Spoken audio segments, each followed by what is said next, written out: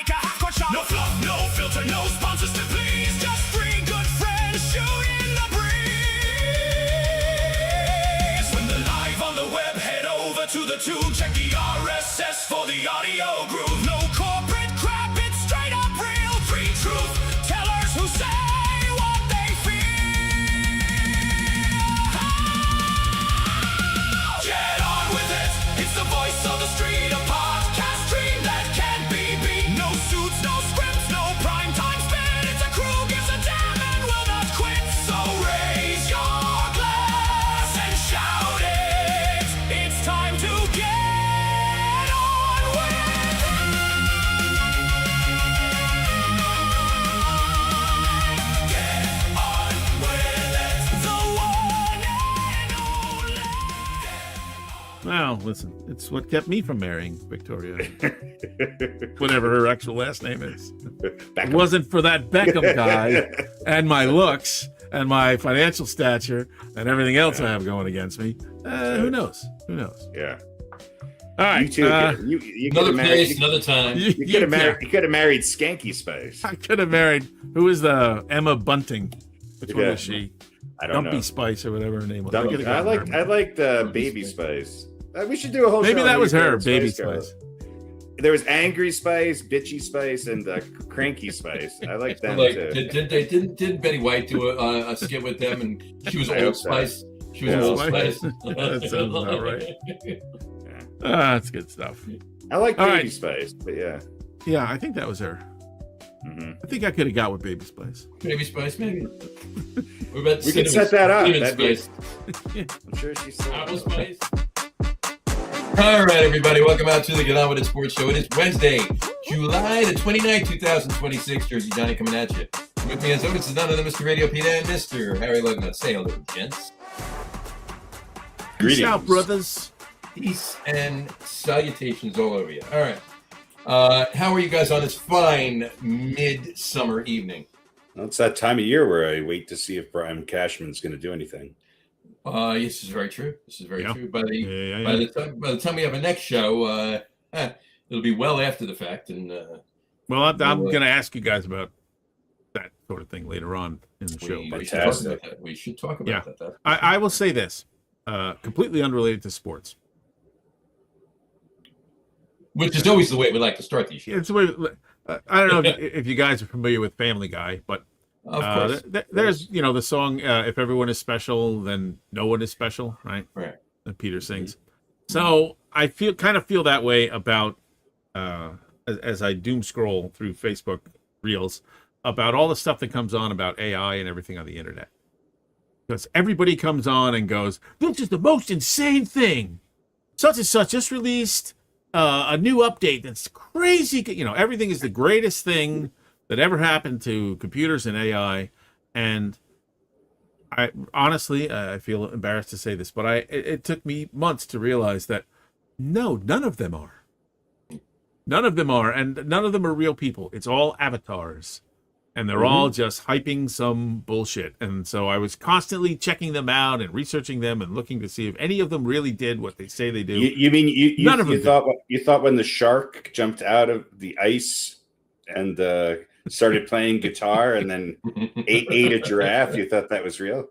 I thought that was a video. Hey. It could happen. I thought that was a video I would be able to make for free forever. Oh, I got you. Because the avatar of Julian Goldie told me I could. It's just I'm gullible for those sort of things, at least as far as checking them out, because I want them to be true. I want there to be something that's easy to use that I don't have American to. than AI. Something to placate our laziness and ruin the earth while doing it. Yeah, absolutely. But it's all bullshit, folks. And what it costing those of us buying new hard drives and new computers more money and wasting time waiting for it. So there we go. All part of that. But other than that, I'm great. That's been Tech Talk with John, Pete, and Harry. USB-C my ass. All right. That's when they ask me, is it a USB-C? I'm like, I have no idea. It's this one. Say, can you USB-C? This one. Yeah. This one. I just bring everything with got me. this In a one right big, here. it's this. Whatever this is. Just it's like a Whole Foods bag with just all my shit in it. It's this. You have this? You just pull it out of the Yeah, table. no, I need hang one on, of I these. got it in here somewhere. Yeah, I need one of these. Another one of these.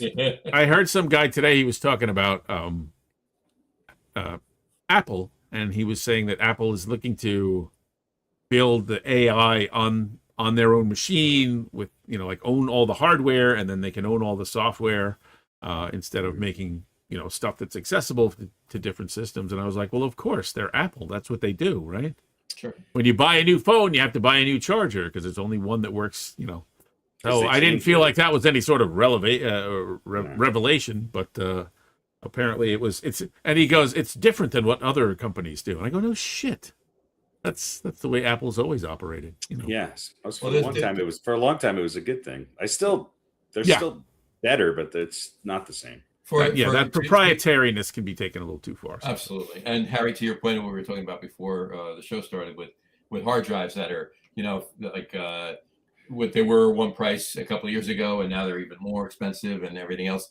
There's another reason for that too. And that is 100% because they don't want you to buy those. They want you to increase your cloud storage because they want that monthly payment. They don't want you to buy a hard drive once and then you can put everything on it and that's the end of it. They want you still need that. They want the subscription. They want that money every month. Sure. Yeah, of course they do. I mean, when you pay hundreds of dollars for storage, I actually want to have to bring it out on a dolly. I want there to be fans involved. I want to not quite be able to shove it under my desk. I want to hit my shin on it. I want to hear it in the middle of the night. Yeah.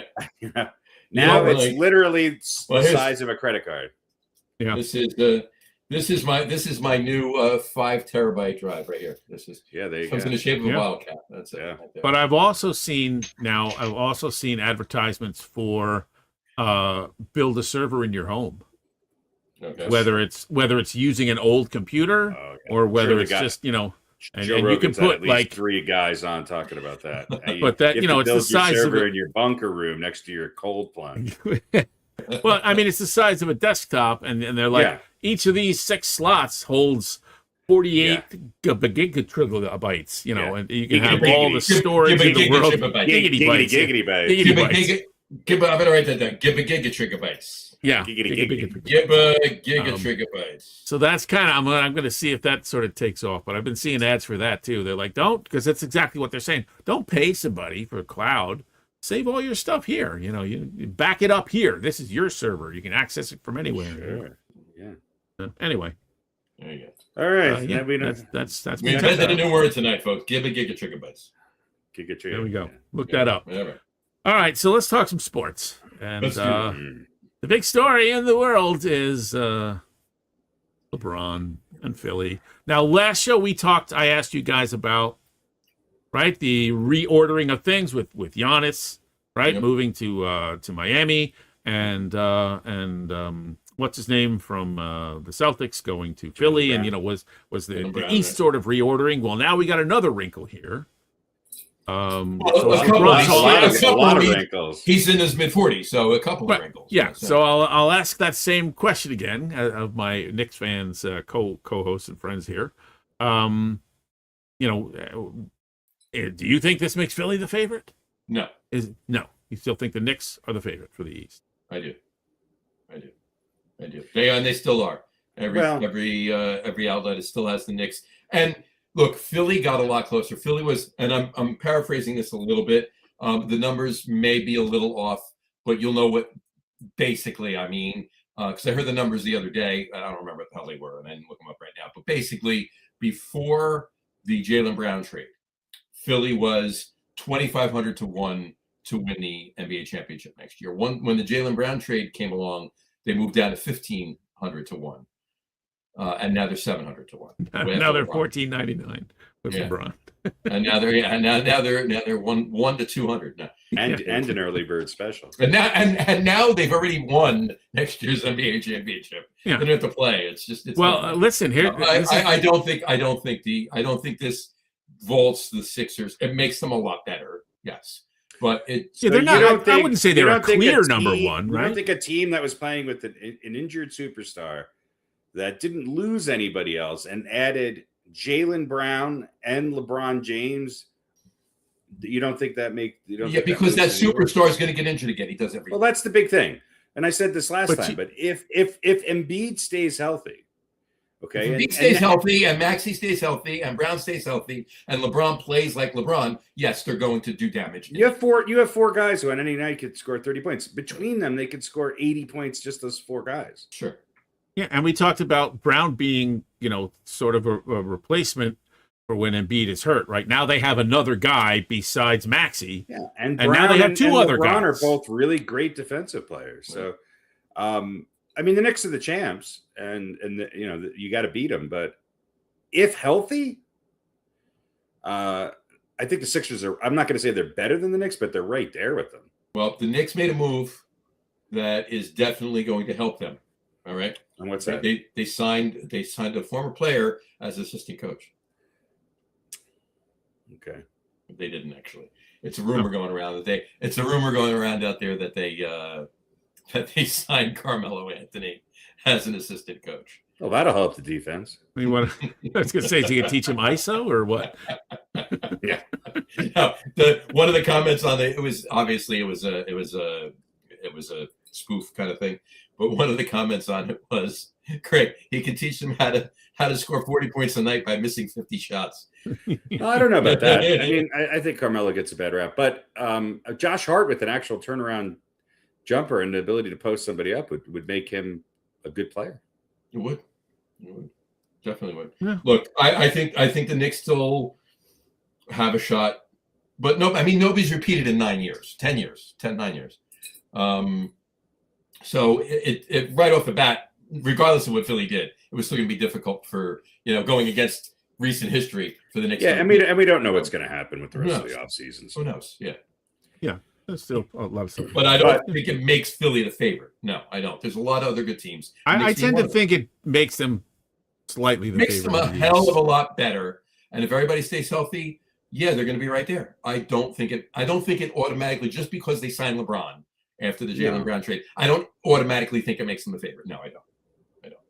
It does give them too many other good players and teams in the East right now for that to be such a foregone conclusion. Just getting LeBron to Philly, and because you know how Philly is too. He has one bad game. Every single sportscaster and fan and everybody in Philly would want to be, throwing things at him.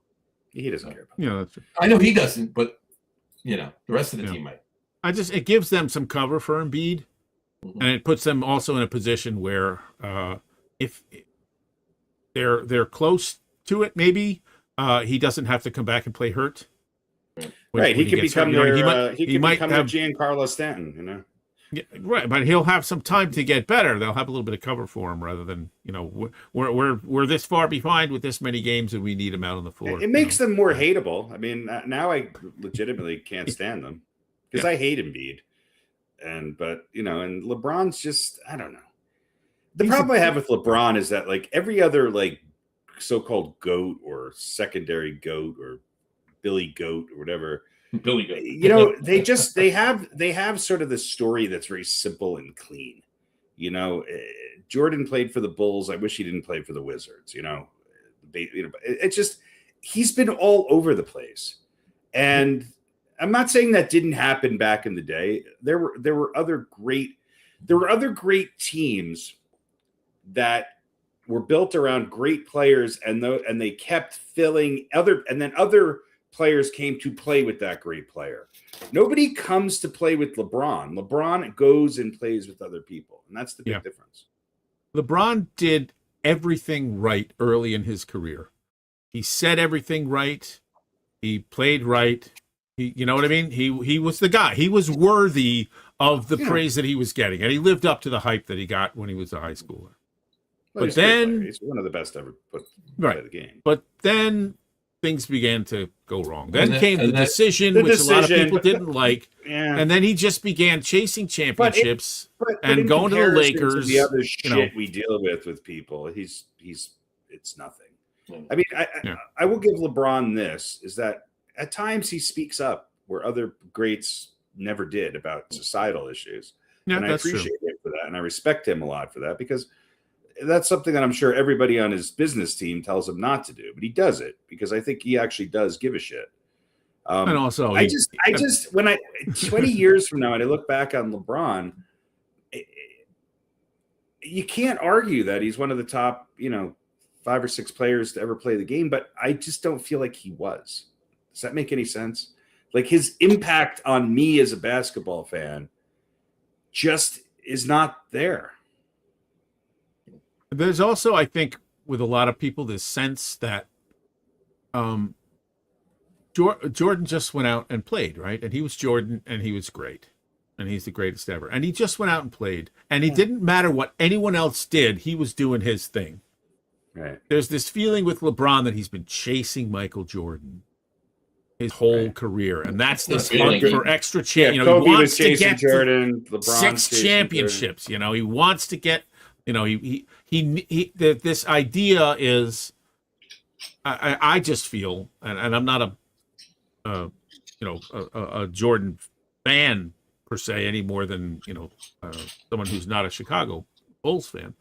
He wasn't chasing anybody, or if he that's what I'm saying. They went to him, right? Or if he was, he never said anything.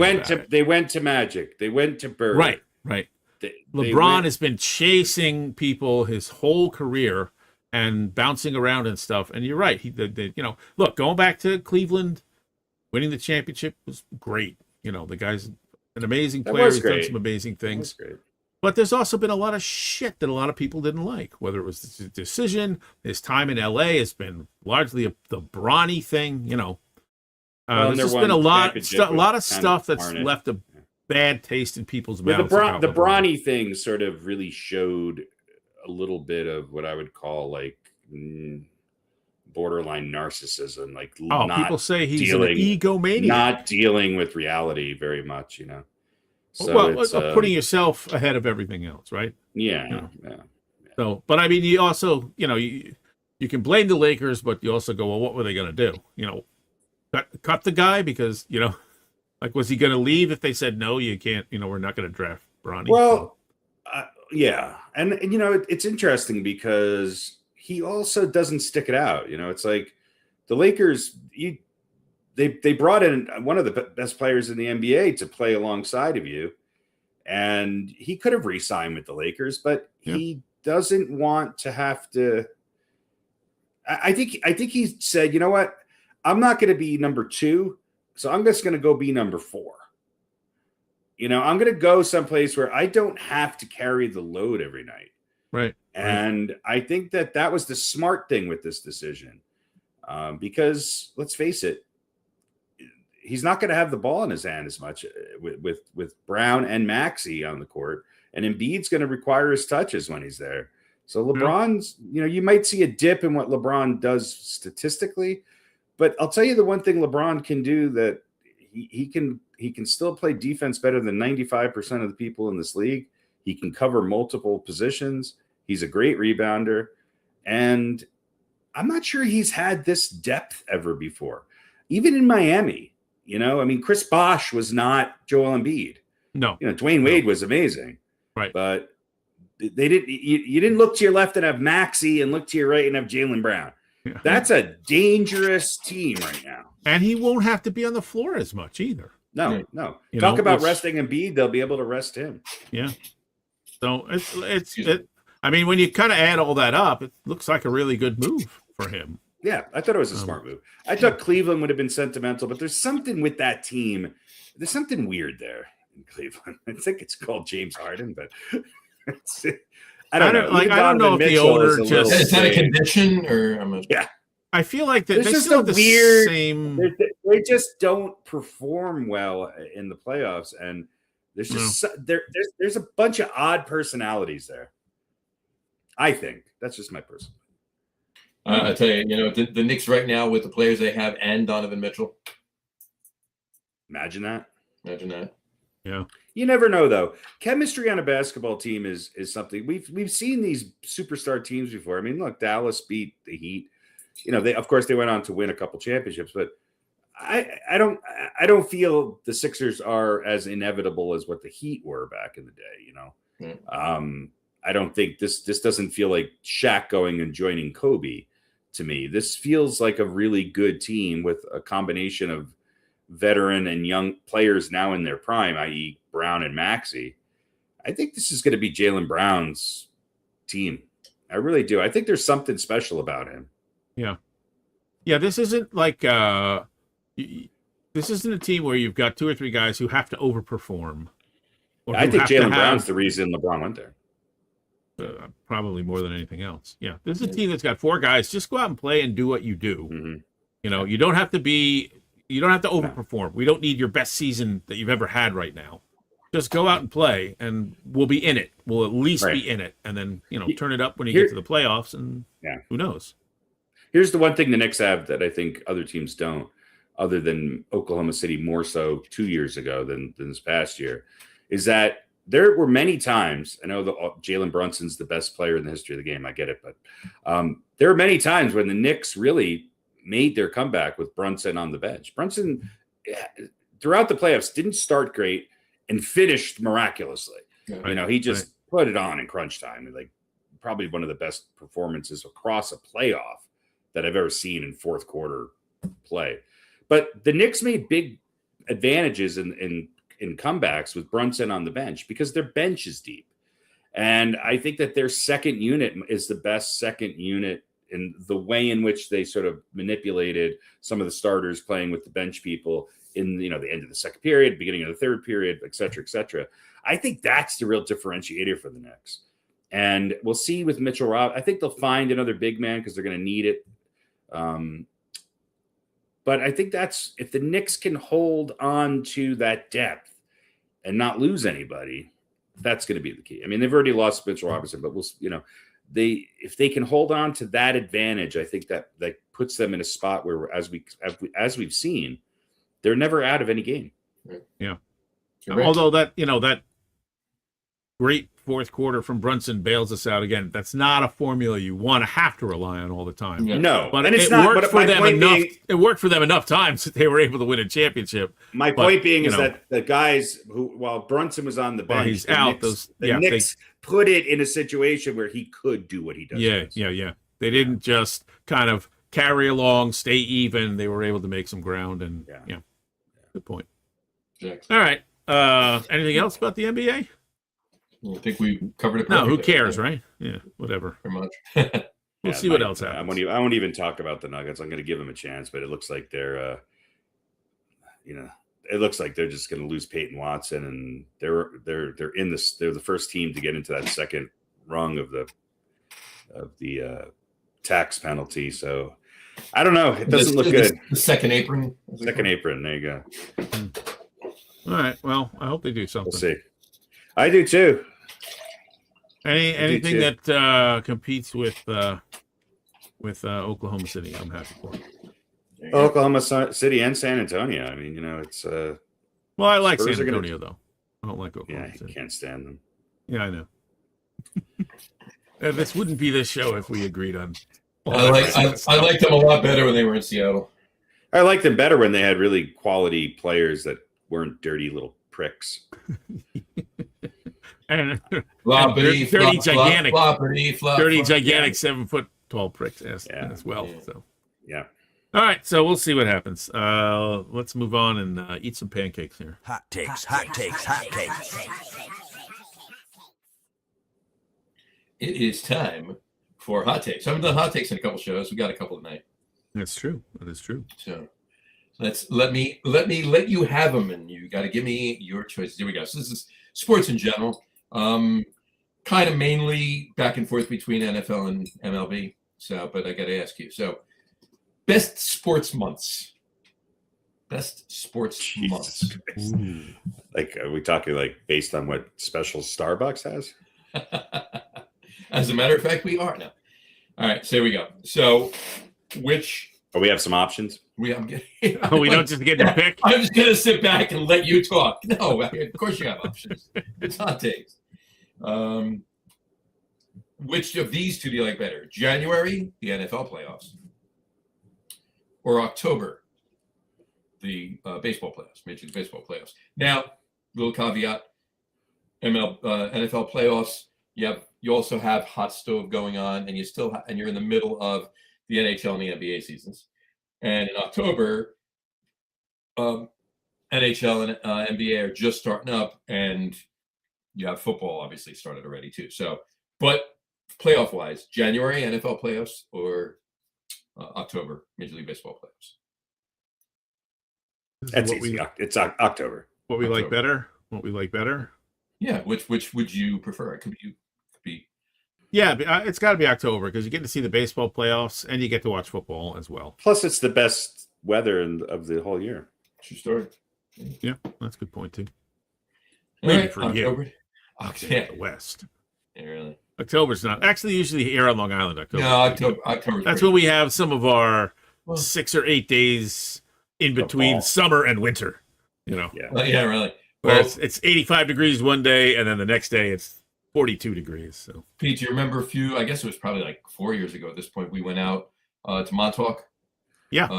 At Remember that Montauk one Road. time at band camp? Remember one time back? No, it was a Saturday at the end of October. It was like 85 degrees that day. oh, it's beautiful out there. It was a gorgeous friggin' day. And Global warming is nice in October. It's not so nice in August. All right. I love it. All right, That's true. next, April, Major League Baseball opening, or September, NFL opening?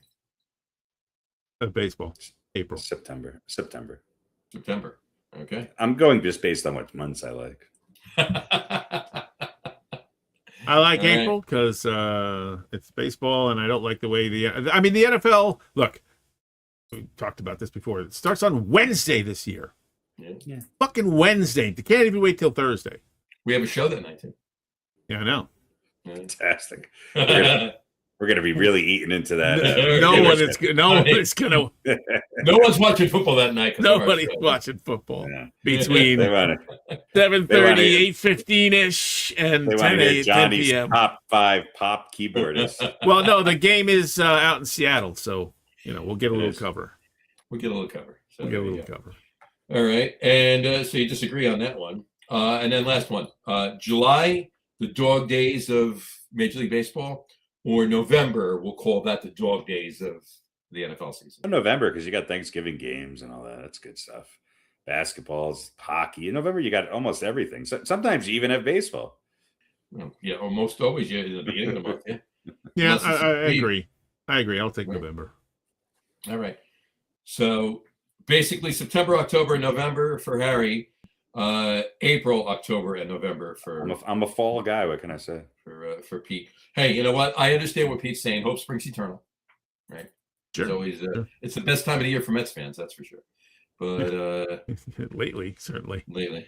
For a He while likes now. April because he likes to put on his Gordon's the Fisherman slicker and Yeah. dance around in puddles.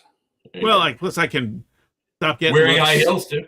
Well, I can stop getting looks for wearing high heels and shorts. That's I right. wear shorts and That's high right. heels in the wintertime, and people are looking at me like, "Who? What are you wearing shorts for?"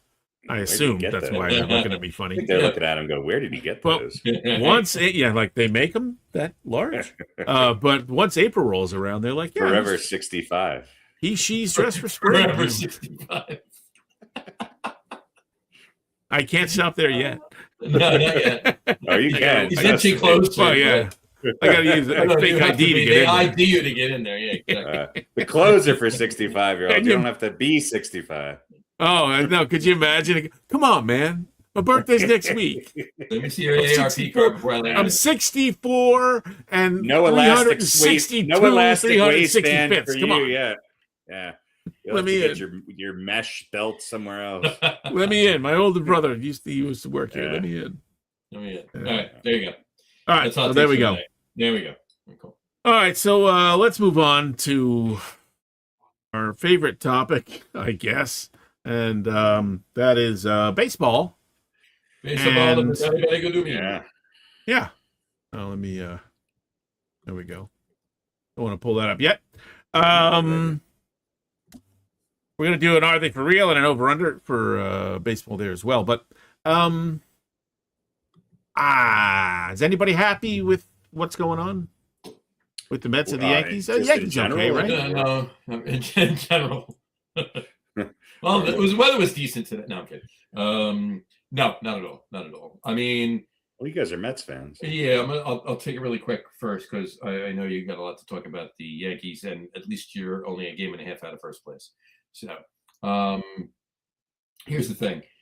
I've said this a million times before, but when Bryce fucking Harper, all right, announces basically the same thing that we've been talking about this whole season in how David Stearns basically just criminally destroyed the Mets and any identity they had. He's had a lot to say lately. Yeah, and sat there and literally sounded,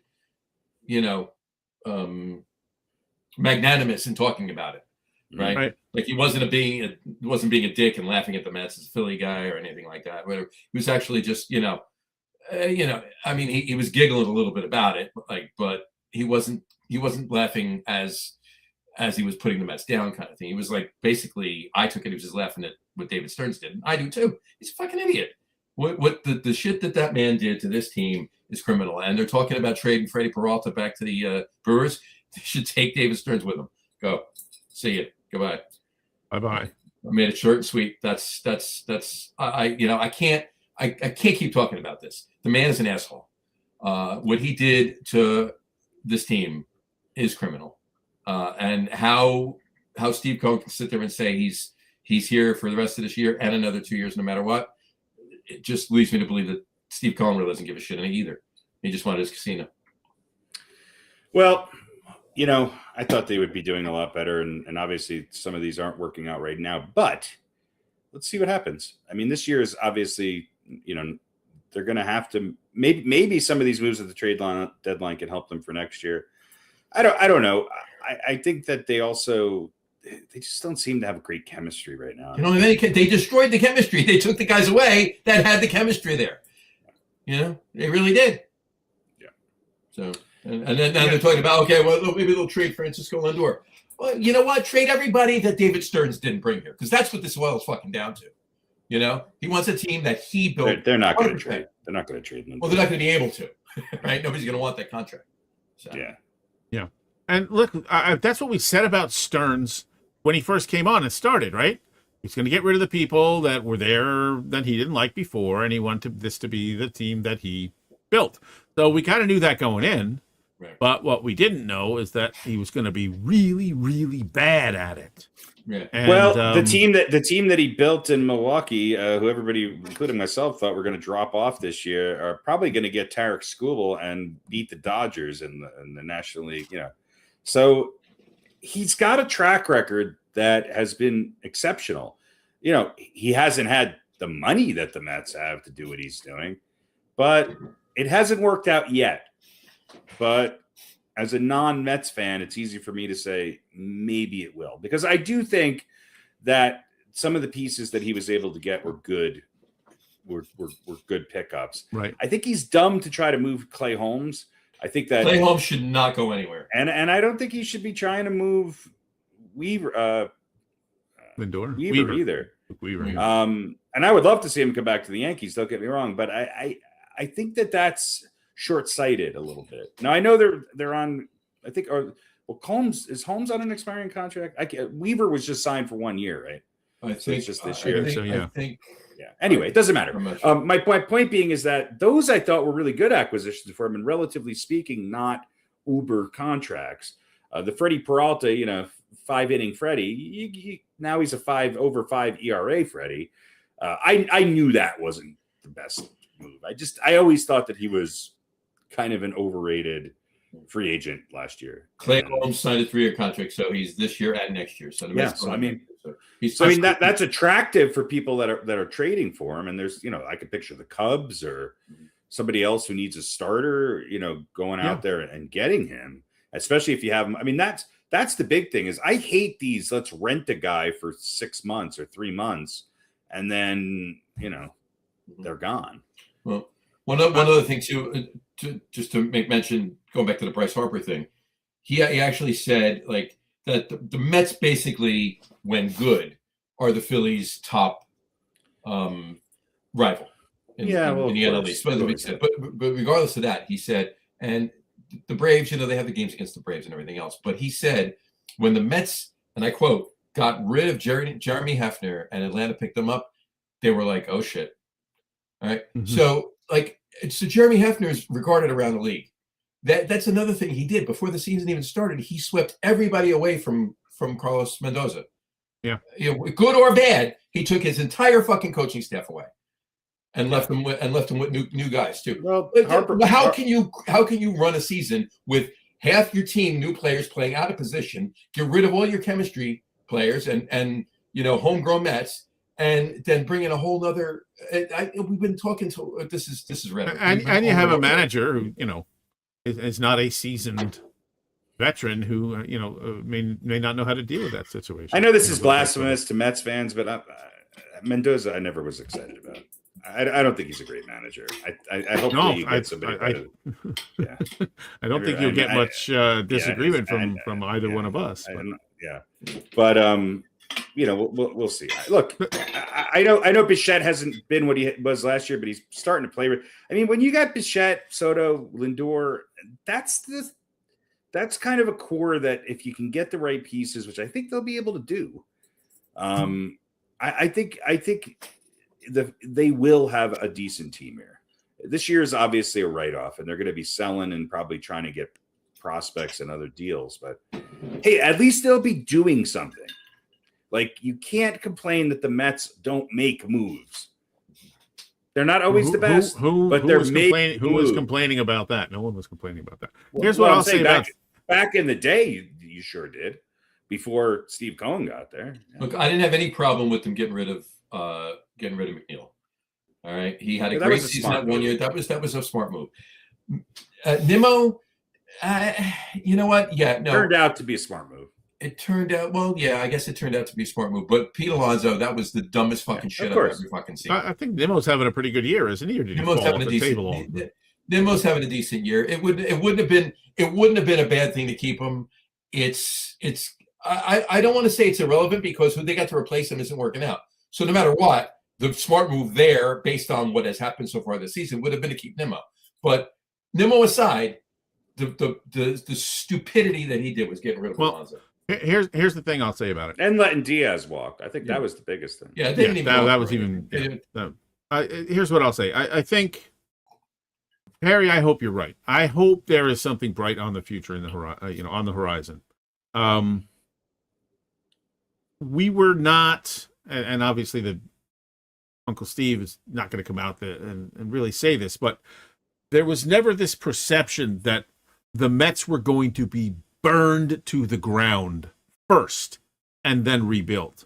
No, you're the right. idea was we're going to bring Stearns in. He's going to make smart moves. He does a lot without a lot of money, and this team's going to be better.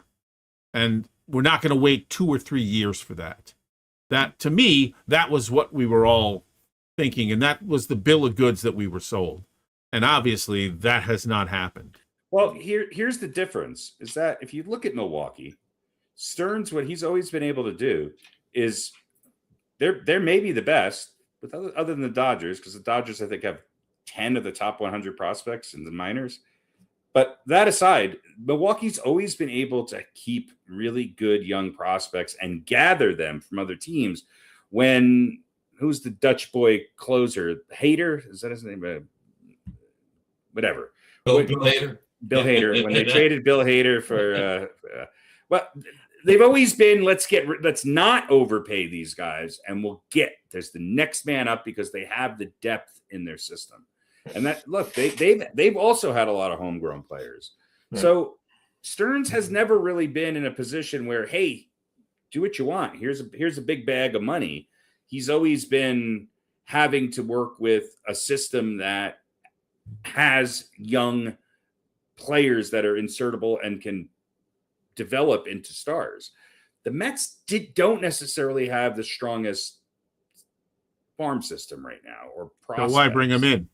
So now the one thing is that he's kind of in a different role, and that's the big question mark to me. Yeah, like, so do we have to wait another 3, 4, 5 years as we build our farm system? No, and then he'll be able to operate and work his magic. I mean, this is not what we were waiting for. This is not what Uncle Steve said when he bought the team.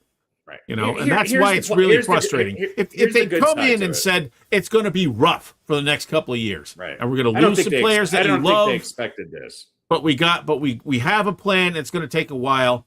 All right, it still would have been frustrating, but that's not what we were told was going to happen, No.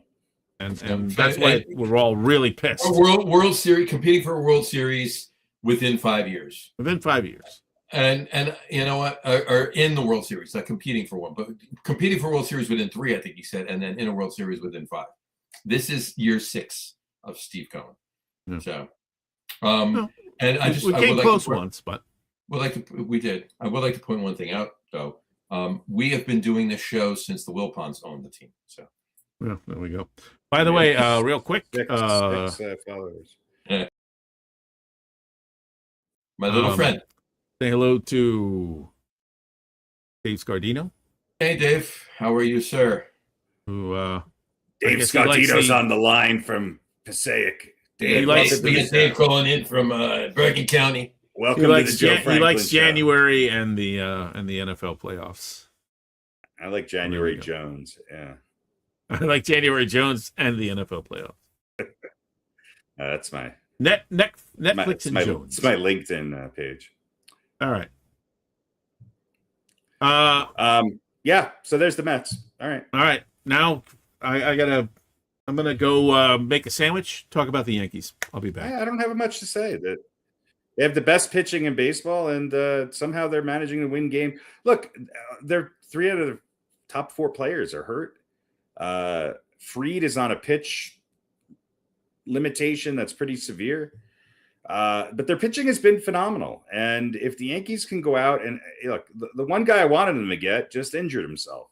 So, Shea Langoliers, I thought, and I said this last year, would be the perfect piece for the Yankees. Austin Wells is a decent defensive catcher. He's not as good as Yankee fans make him out to be. He's okay. And he knows this pitching staff. But he is a fucking abomination at the plate. And every once in a while, when I think that Jazz Chisholm and Anthony Volpe are completely useless, they get a hit. The Yankees have won these last couple days with role players getting timely hits and not necessarily relying on the home run. And that's refreshing. But they need to make some moves. And I think if they can get what's his name, the catcher from the Twins, and Mason Miller, they got a fighter's chance. Would they be favorites? No, not at all. But they've got a fighter's chance to win the American League. And with the way in which their pitching is going right now, I think I texted you guys about a week and a half ago, and I said the Yankees have 25 games coming up at the time, all against good teams. Okay? And I said, if they win 9 of those, I'll be surprised. Well, so far they're proving me wrong, and it has everything to do with their pitching and some timely hitting. And so guys like Sanchez behind the plate, maybe Anthony Volpe is finally kind of breaking out of his slump a little bit. Jazz Chisholm has hit the ball a couple times. He's dropped, Volpe and Chisholm still make me nervous. Yeah. They've got major holes. They're not a great team, but Cashman has to go do something because I don't think this last year too. Yeah, I don't think nothing. I don't think Stanton's coming back. No, he did not do nothing. He got David Bednar at the trade deadline. Okay. He also got Duvall, who hasn't worked out. He got Jake Bird, who I think is still a project. Is probably going to be sent down to the minors if he hasn't already. I think he has been already. So he did do something. But they need a bat, and especially if Judge is going to be out for any significant piece of time. But there's not a lot of great bats out there. So double down on what you got. If you have a starting rotation of Cole, Fried, Schlittler, and Rodon, okay, and then you can turn for 2 to 3 innings of Bednar and Mason Miller. Well, listen, it might also be time for some Mets to go to the Yankees. Well, I think Luke Weaver is going to be back on the Yankees, but I think the Yankees are waiting to see if San Diego is going to trade. Yeah, is going to trade Mason Miller, and I'm not sure that's a sure thing. And other than that, I'm not sure who the big. I don't think a lot of the big names are going to move. I think the other guy that would be perfect for the Yankees, but doesn't fit on the Yankees because of their is Arez. I think Luis Arez would be the perfect leadoff hitter for the New York Yankees. And if Bellinger and Judge can come back and you have that top of the lineup, then I think with Ben Rice, I think he got something special there because he gets on base and he's playing second base now. So if I woke up on Monday and somebody said the Yankees traded Jazz Chisholm, they got Mason Miller and Luis Arez and didn't get a catcher, I'd be ecstatic. But if it's hey, we got that's a really good trade for the Yankees. Yeah, well, you know what I'm saying. They probably would have to give up prospects for these guys. Yeah. But I've been hearing about these fucking prospects forever. So either George Lombard Jr. is a great shortstop. Guess what? I don't know if a team that has a shittier one. So bring him up. He can't be any worse. Yeah. Or sell the mystery of him. Shove Jason Dominguez in that box, put a fucking stamp on it, and get it the fuck out of here. Because these prospects do nothing. They do nothing for me. Now, Spencer Jones hit a home run today, but he'll strike out 9 times in the next 2 days. Yeah. So if they don't play and you don't trade them, then they're not worth anything. Yeah. And so you don't have a future past 3 or 4 more years. You got 3 years with Judge, and that's it. Cole is getting older. Fried is getting older. Schlittler's young, but pitchers, you never know. Get healthy at the right time and go all in right now. What's the worst that can happen, Hank? You're going to have to give up one of the houses in the Hamptons? Come on. Do it. But they nibble around the edges again. The Yankees aren't doing anything. All right. There we go. We need a catcher. How happy are you that the Dodgers got Halverson? The Dodgers just. I mean, we don't have enough. Somehow I like them, but you know the blonde-haired guy in the Karate Kid. That's who the Dodgers are. You know, they're just dicks. They're Mr. Lawrence, right? Lawrence was his name. Yeah. Oh, that was his last name, I think. And Johnny Lawrence, yeah. And I wouldn't be surprised if in a couple days Tarek Skubal's on the Dodgers. I mean, would that shock you? Oh my God, no! I just be like, no. That's the thing. There's nothing that really could shock you about what the. They made an AI Sandy Koufax. He's going to start game 2. The Dodgers are Johnny Lawrence. Yeah, that's great. Yeah, exactly. He's great though in the reprise of whatever that. Yeah, it's really good. Yeah, of course. Oh yeah. But unfortunately, the Yankees don't have a Mr. Miyagi, and in real life, whatever his name is, gets his ass kicked. Yeah. Then we need a Miyagi for Aaron. Yeah, we need Mr. Miyagi to catch. Is there anybody that can catch and hit above 175? Jesus. Anyway, it's gonna be Joe Girardi. It's gonna be frame inside, frame outside. That's right. Ball outside, frame in. Ball out, frame out. Yes. All right, let's stay with the baseball theme and let's do a little "Are They for Real?" Shall we? Yeah. Let's do that. What is real? What is real? How do you define real? If you're talking about what you can feel, what you can smell, what you can taste and see, then real is simply electrical signals interpreted by your brain. Pretty sure none of that's real. You're not real. For real, for real, for real. Yeah. What is real? All right. Are they for real? Baseball edition. And we're going to be talking a little bit about the playoffs and the wild card. Because we've been seeing the Red Sox pick who gets traded and who doesn't get traded. Well, we are. Oh, okay. That's over under. That's kind of a weird. The over under everything is a half. Either it's a yes or a no. But first, we're going to talk about who's for real as far as making the wild card.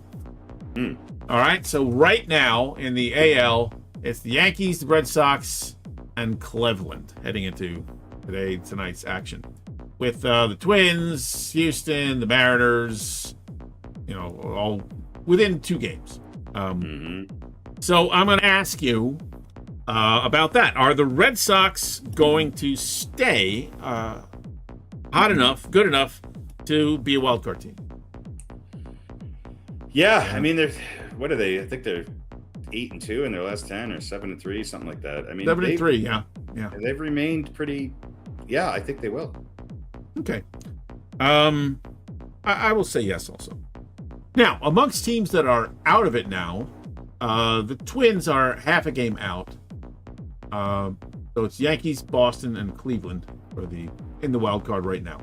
But I'm going to kind of jump over them because it's the Twins. Who gives it? Fuck the Twins. Even if they get the wild card, they're going to flame out anyway, right? They always do. So I'm going to ask you about the teams that are behind them. One of them is your favorite, Astros there, Harry, who are a game out of the wild card right now. So will they get a wild card spot? Or Seattle. I mean, well, that's the other one I was going to ask. Yeah. All right, so about those two, so you can give me your picks on both of those two. I think that it'll be the Yankees and Boston. I think it won't be Cleveland, and I think it'll be either Houston or Seattle. Well, you got to pick one. I think Houston. Harry says Houston, yes. So that means the Mariners, no. Or the Mariners might. No, they can't. It's hard. If it's going to be Boston and the Yankees, then there's only room for one other team. Oh, yeah. So it would be the Boston, the Yankees. There's 3, right? Yeah. And the Astros. Yeah. All right. So Astros, yes. Mariners, no. John? And the reason why is that I still think Seattle's going to win the West. So that also puts Texas into that wild card mix. Yeah, that's true. That's true. Yeah, Mariners are not where we thought they would. I mean, a lot of people thought they were going to be better, me especially. But well, yeah. So they still have time. But Johnny, what do you think?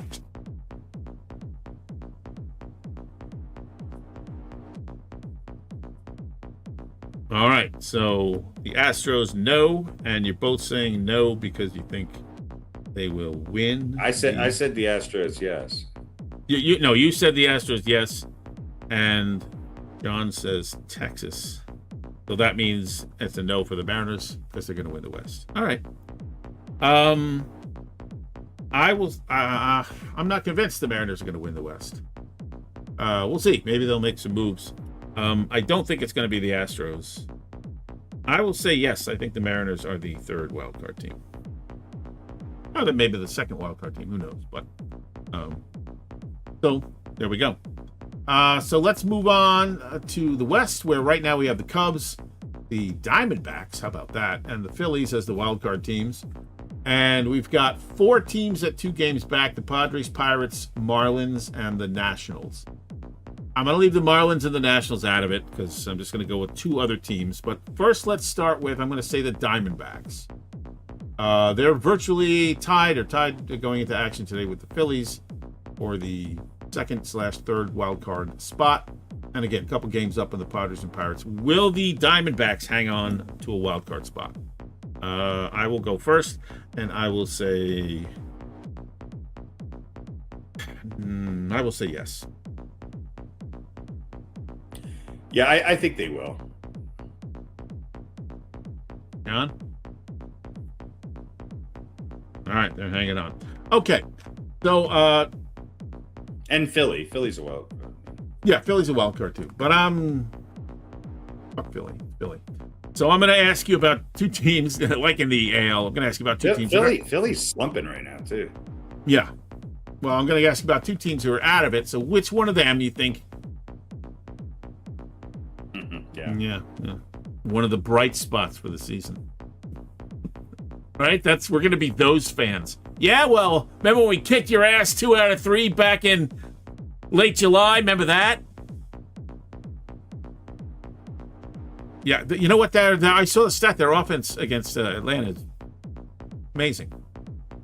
It's scoring runs left and right. Anyway, so who's more likely between the Padres and the Pirates And let me just give you a couple of numbers for comparison here, okay?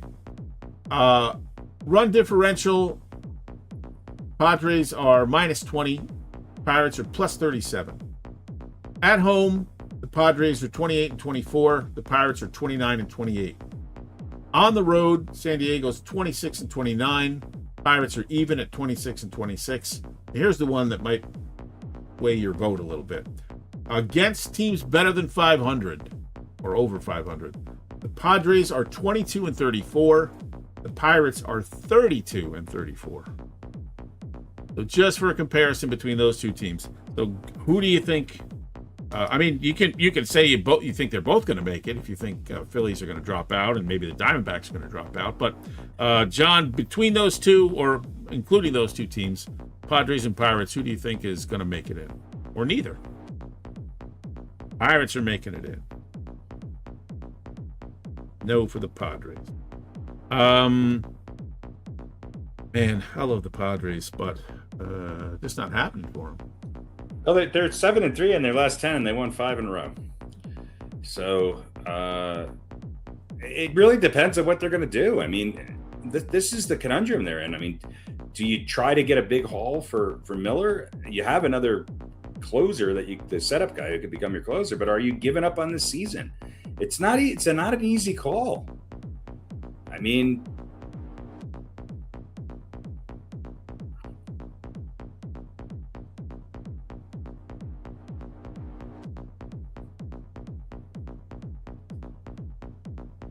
right. Yeah.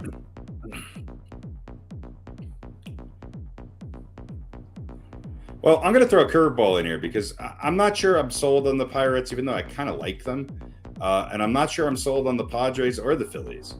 But if I had to pick, I think it'll be the Cubs, obviously, and the Diamondbacks. Right. For that third spot, maybe the Marlins. I'm going to go out on a limb and pick a team that you're never going to believe I'm going to pick, and that's the Nationals. The Nationals are 32 and 20 on the road this year. Yeah. And, yeah, well, better than the Mets. The New York Jets. I think they played one weekend. So. No, they haven't, actually. That's the thing, is that, like, they're winning and they're kind of there's rumors that they might go big in this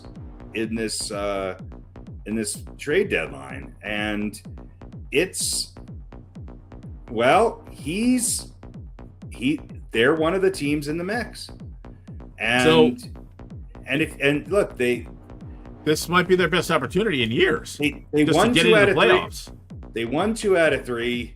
I mean, their recent games they've been pretty, they're winning series. Now, granted, they played the A's and the Rockies, but they won, I think, 2 out of 3 against Arizona. They beat, they got a tough schedule coming up here. They got to play Atlanta, Philly, the Reds, the Cubs, and then the Mets in this next, grouping of games. And then they go to play Texas and Miami. So their schedule is not easy, but there's something about that Nationals team that I like. I think they can do it. Are you going to put them in place of the Phillies and say no Padres, no Pirates? Yeah. All right. And I will put in the Nats. And it's a dumb call, but it's just that's who I'm rooting for. Yeah, listen, stranger things have happened. All right. I'm going to say yes for the Pirates, no for the Padres. Although, yeah, listen, the Marlins and the Nationals are both, only 2 games. They're all. Well, I think the Marlins were the hottest team in baseball until recently, and I think they were 2-8 in the last 10. So, yeah. All right. So, listen, this is probably depending on what happens, over the next couple of days. By the time the trade deadline hits, things could be very, very different. But we'll see. That's why we make predictions now and not after we know what teams are actually going to look like. It's more challenging. All right. Yeah, right. Well, this way, if we're wrong, we can go, well, that's before they traded for Johnson. We got to cover our We got to be Vegas. We got to cover our asses here. All right, next up, singular. Are they for real, or is he for real? Jordan Alvarez. Will he get the Triple Crown? And that is the yes. Harry says yes. Johnny says yes.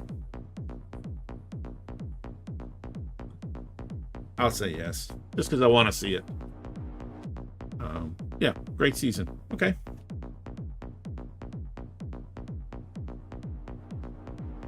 Okay, there we go. I was not aware that he had won the Preakness and the Kentucky Derby. The funny part is he's a jockey. but he's got trainer power. Oh yeah, he's.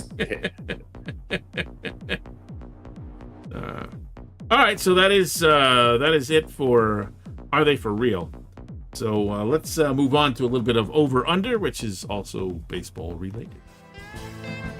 Well, I've got no chance of losing this time.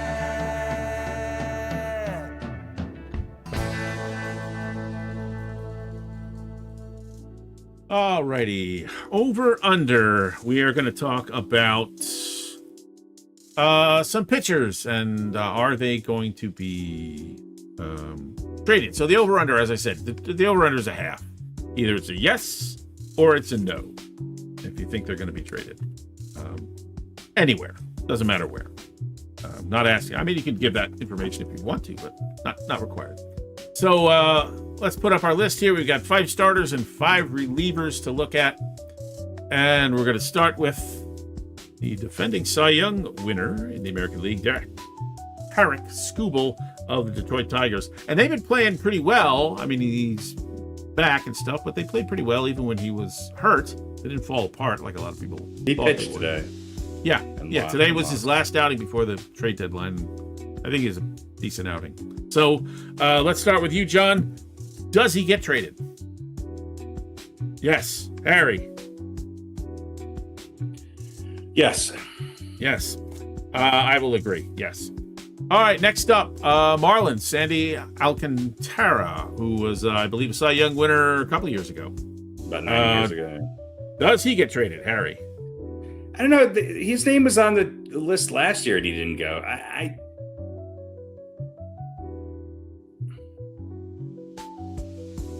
Right. I think he stays there. All right. John?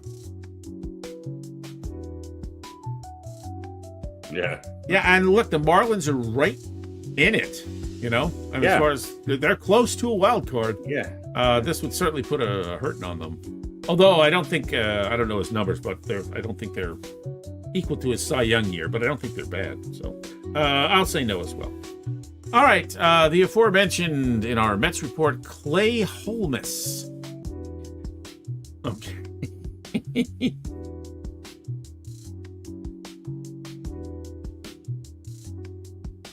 All right. I'm going to agree with you. I think the Mets are sellers.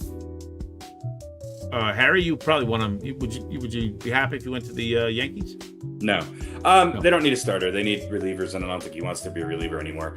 I don't think he's going to go anywhere. I think Weaver will get traded. They have 2 more years with Holmes. I don't think they're going to get the haul that they think they're going to get for him. If they do, then great. It might, but it better be a really, really good deal, because if not,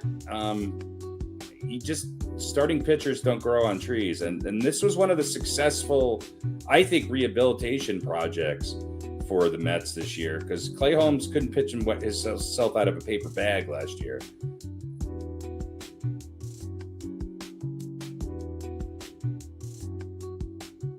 Yeah.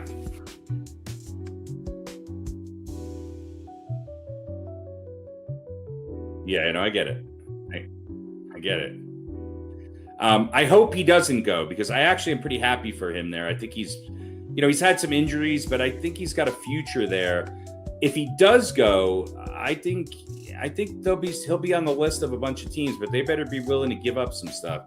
If he does go, I see him pitching for the Cubs. Okay. All right. So John and I say yes. Harry says no. All right. Speaking of Cy Young winners, right? Didn't Robbie Ray win the Cy Young recently? I don't know. I feel like he did. On the Giants, I will say he's going. Giants are sellers. Okay, John. Harry? I don't know. Sure. All right. It says yes. And last up, Mariners, Luis Castillo. If you guys think the Mariners are going to win the West, do you think that's going to happen with or without him? He's not going anywhere. All right. I agree. I don't think they're going to get there, but I think the Mariners still have eyes for the West crown. All right, let's move on to the relievers and everybody's favorite, Aroldis Chapman. Harry, will he stay or go? If you would have asked me this 2 months ago, I would have said absolutely, but not now. No, not now. No, I agree. John. All right, we're all in a lockstep there. Pete Fairbanks again from the Marlins. If they're going to keep Alcantara and make a shot, yeah, he hasn't been on my radar, so I don't know. I really don't have an opinion on this. I would say no. All right. I'll say no. Actually, you know what? I'm going to say yes, because I think they'll keep Alcantara, but not because they necessarily think we're definitely going to make the wild card. But Alcantara is probably a better. People are telling me how play. great Alcantara is, and I just don't see it. So, yeah. Yeah. All right, so I'll say yes. I think Fairbanks goes. Johnny?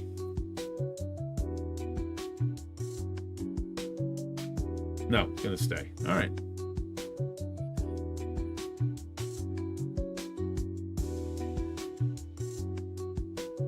Yeah. Yeah.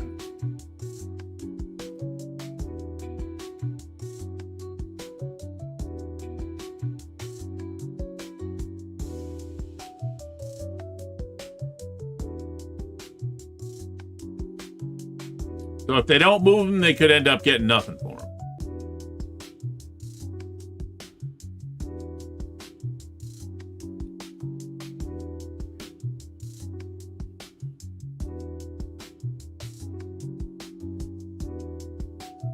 Right. All right. Definitely. All right. So I'll put that down as a tentative no. And a hedge no.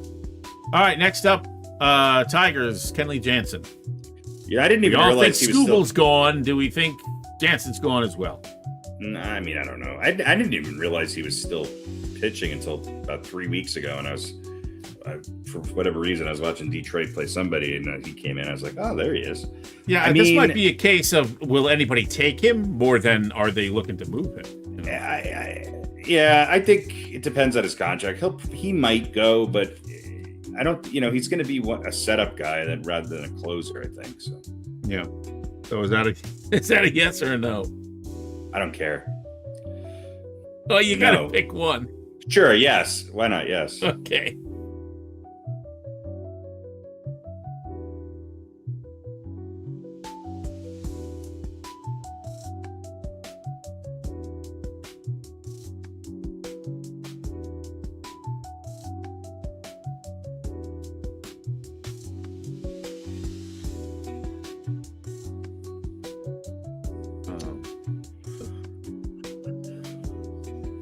The Dodgers. Oh, yeah. Well, then he's definitely going. All right. So Yeah, is that a yes what or are they no? going to do? Make them like their social media? Major League Baseball that is allowed to have 75 people on the roster. Yeah. Yeah. You know, Well, half of them are hurt all the time. So. well, they have their IL isn't like a 10-day or a 60-day. It's No. like a 10-hour or a 16-hour. Or a 6-year. All right. All right. They So all seem is that to a get yes better or no? at the beginning of Yes, October. yes, he's getting traded. All right. Next up, we talked about him before, Mason Miller of the Padres. I hope so. Why? Because I want him on the Yankees. Oh, that's why. Okay. All right. You know what? I think the goes to Padres the think they Dodgers. have enough, maybe not to compete this year, but they want to keep their pieces there. So I'm going to say no. I'm going to say I think he stays. Johnny? He's not going anywhere. The Padres want way too much for him. Okay. And next up from the Blue Jays, Jeff Hoffman. I think he stays. I mean, I don't know. He's been all over the place, hasn't he? Is he on an expiring contract? I don't know what his deal is. I don't know. I thought his numbers were pretty good, but Yeah. I don't know. I'm gonna say no. No, I'm gonna say yes. He's a valuable guy though for a competing team, especially if you need a guy who can do a couple innings of middle relief. So Toronto see, I think Toronto's having a down year, but I don't think they want to get rid of all these players that have helped them be successful. Yeah, that's the thing. Like, okay, we're 5 games out of the wild card. It's not out of reach, but there's a lot of ground. Now we got to jump over the Tigers and the Orioles and the Mariners and the Astros last year.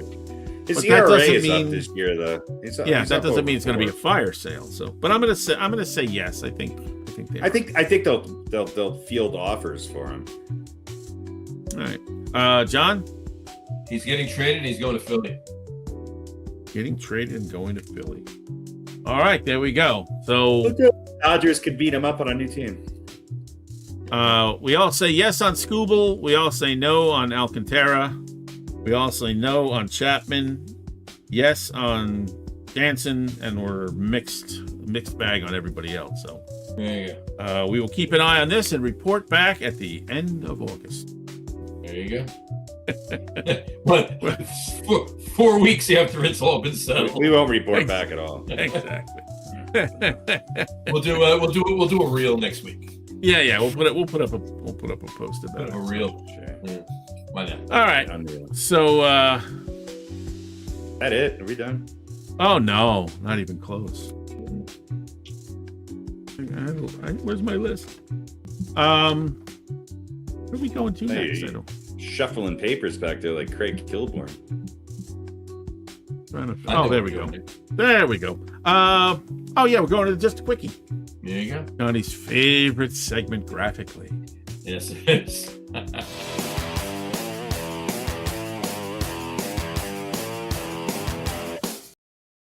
All right. I'm good. I'm not staring right now. I took a quick screenshot, so I'm good. Malkovich is dreamy, let's be honest. It's a good photo. I know.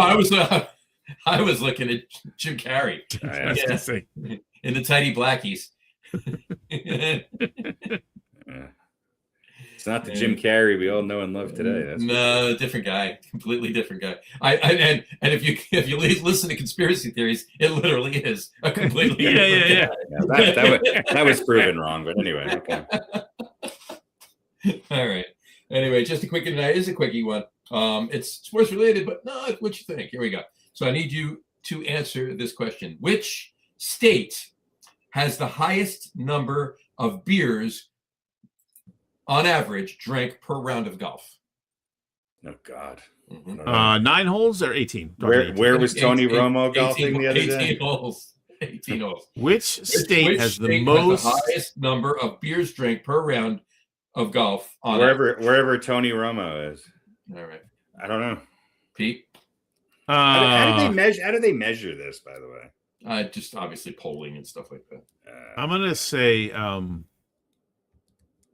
Arizona. Arizona. Not in the hot. top three. Not in the top 3. Not in the top three. No. All right, Harry. Colorado. Colorado's not in the top three either. Hmm. All right, I'll say. How about Florida? Florida is number 2. 4.8 beers per round on average. That's it. Well, that's on average. So some guys have 1, some guys have 9. I mean, Yeah, is but it still. is it the obvious one? What might that be? I don't know. It's the cliche drunkest state with everything. It's Wisconsin. Wisconsin is number 1. Yes, 5.2 beers per round of golf on average. Is that true? Wisconsin's the drunkest state? I never heard that. For golf. Well, I don't know about that. For golf? Or I've drank plenty of beer in Wisconsin before. So Oh, yeah, I guess that makes sense. Yeah. I never really thought of that before. All right. So what's number 3? Number 3 is Texas, 4.6. And what are they doing with that 0.8 of a beer? They're just throwing it away. They throw it in the pond. I mean, come on, Wisconsin, just do a 6-pack. Jesus Yeah. Christ! Come on. Half your beers are water. They open anyway. they you know, it's hole 18. They've already teed off, so they only need that 0.2 to get through the hole, and that's it. That's what she said. There you go. Yeah. You need that 0.2 to get through the hole. It's that Extra 0.2 point, beer too. gets you in the hole. There you go. 5 is one thing, but 5.2. Yeah. Start at the S and work your way through. Yeah, there we go. All right. Just a The quick phrase of the year for get on with it. There you go. All right. So we got a little NFL here to talk about, Ooh. right? Something Just specific a that Johnny wants to tease. talk about. Little So, tease of NFL. Little We tease. haven't run the NFL intro. This is not the official intro, but let's run it. Why not? We're going to be Yeah. doing it soon, right? The season. Next show. Yeah. Why don't we Next show. save There we it? go. Yeah. No, it's not that good. That's not worth saving. We can improve on it.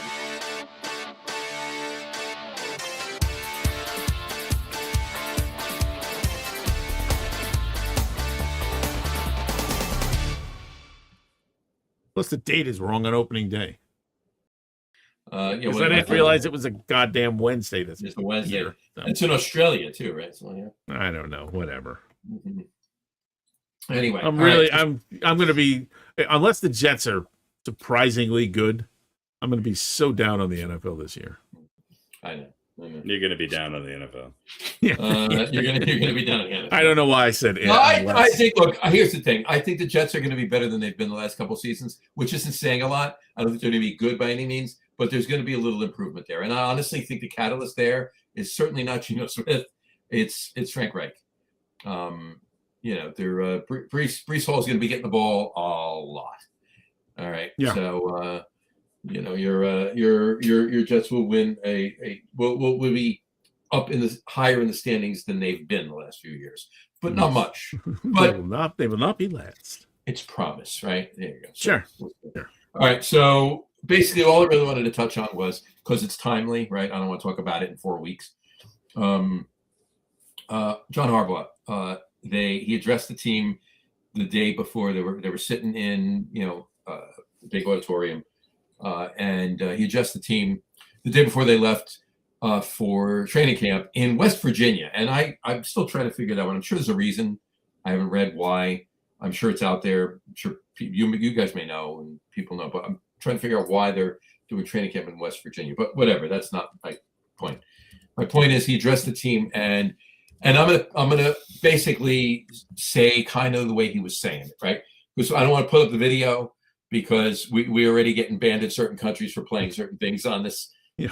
We want you to see the rest of the show. We want you to see the rest of the show. So, but it's basically he was saying, addressed the team. I'm standing here in front of the New York Giants. You guys are the New York Giants.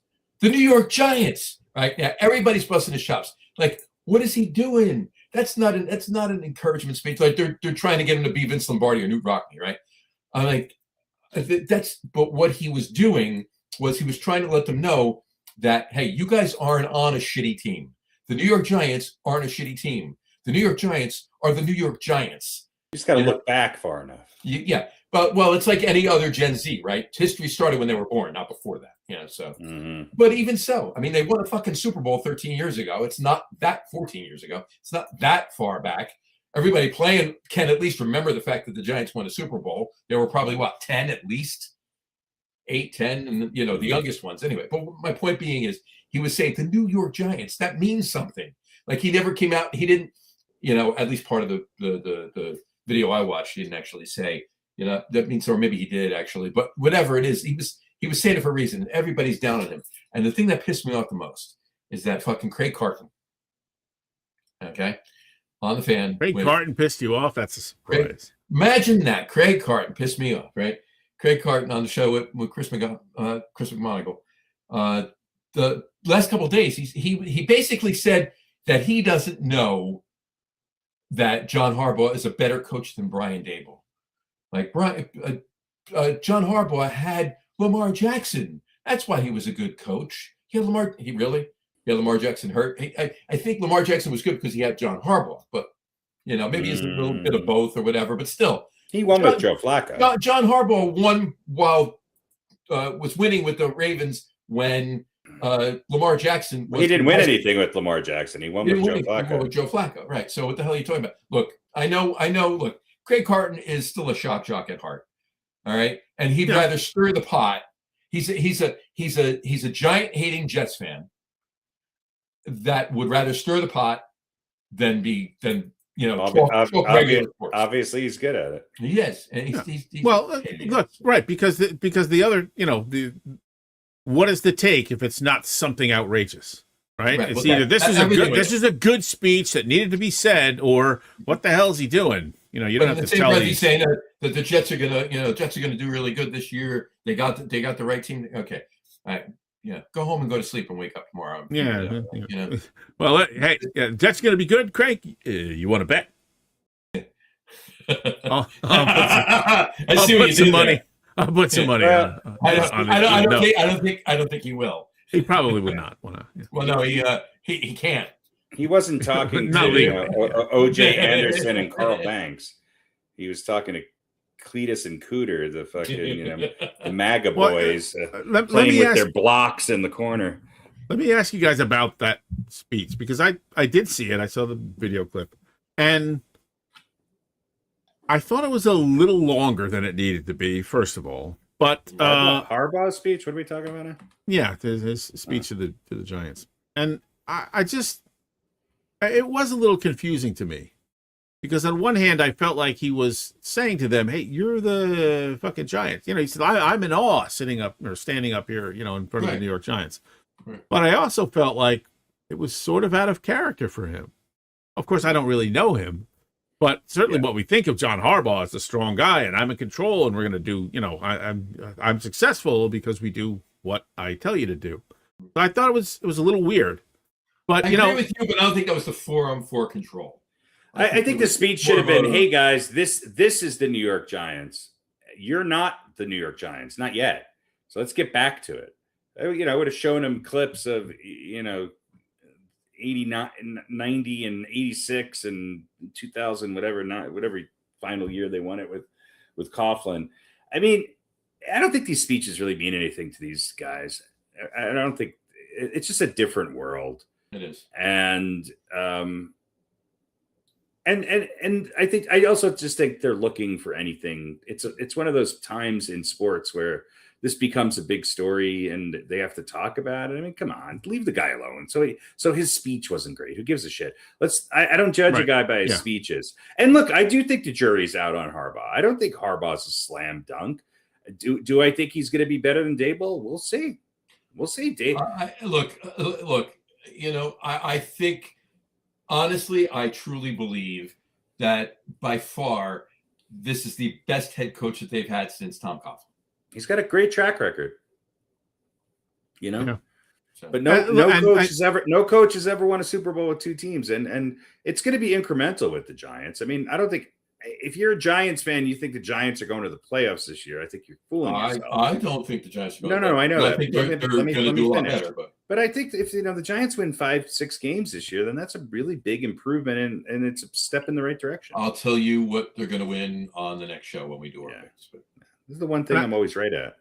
I also wonder if I got to be right. I think we've talked in the past a number of years ago about the Knicks, and this is like back in the KD and Kyrie days of the Nets, and how the Knicks had sort of not been good for a while, and these young kids didn't look at them as a storied franchise where they wanted to go, because they hadn't been for a long time.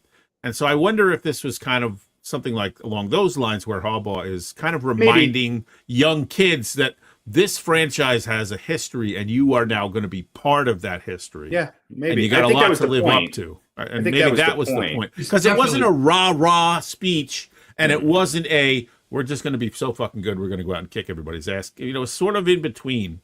So I wonder if he was trying to reach out to younger kids and remind them, just explain to them that 100%. This is not just a football team. It's the Giants. And nothing changed on the Knicks. The only thing that changed on the Knicks was that Jalen Brunson's dad played for him. He grew up, a stone's throw away, and he was able to convince a couple of his Villanova buddies to come to the Knicks. That's what changed with the Knicks. Now that might change now that they're champs, but I still don't think the Knicks are as a desirable location as filling the Lakers or probably the Spurs now or the Thunder, but a little bit more more sustained success, and they might Absolutely. sort of get back to Yeah, because like John said, history starts when you're born, right? As for a lot of people who don't, and we've talked about this, who don't look back, who don't study history, who don't learn it, and obviously they're not old enough to have lived it. So maybe that's maybe a little bit more, another couple of years of success, and people will start to look at the Knicks as that destination. Right. But I used to joke, I was shitting my diaper when the Knicks won their last championship, and I thought I'd be shitting my diapers when they won their next. well, listen, if this what's the foodborne disease? What's the super poop disease that's going around? I think it's called diarrhea, Colostomonory or whatever it is. Yeah, Cyclospora. it's called the shitstorm. If that had hit just a few weeks earlier, then you might have been shitting your diaper while watching the Knicks, or you would have had to put the TV in the bathroom. I don't typically eat or just move it out. You can look down the hallway. But it's a vegetable-borne thing, so you would have been susceptible there. It's just cheap lettuce from mega corporations that serve mostly fast food. Yeah. Anyway, so all right, yeah, it was kind of a weird speech. I think Harbaugh's a weird guy. I think the Giants are a weird team. They got a bunch of weird fucking players.